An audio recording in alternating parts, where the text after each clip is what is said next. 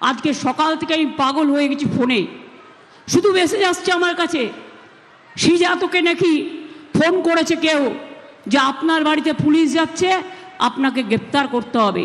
আমি সঙ্গে সঙ্গে তাকে ফোন করলাম। আবার কি,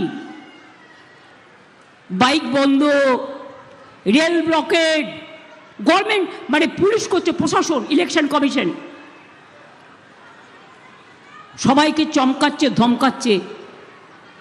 তো ভোটের আগের দিন তো অনেকে বাড়ি ফিরতে চায়, তাদের আপনারা বাড়িও ফিরতে দেবেন না।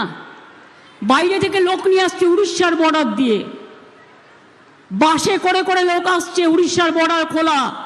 প্রশাসন কোনো কথা বলছেন না। তো আমার আন্ডারে প্রশাসন নেই, আমি বলবো চোখ কান খোলা রাখুন। কোনো ঘটনা ঘটলে বাংলার প্রশাসন জেনে রাখুন, দায় কিন্তু আপনাকে নিতে হবে। আপনি সেন্ট্রাল ফোর্সকে এগিয়ে দিয়ে আপনি কিন্তু মনে রাখবেন মানুষের ক্ষমা পাবেন না।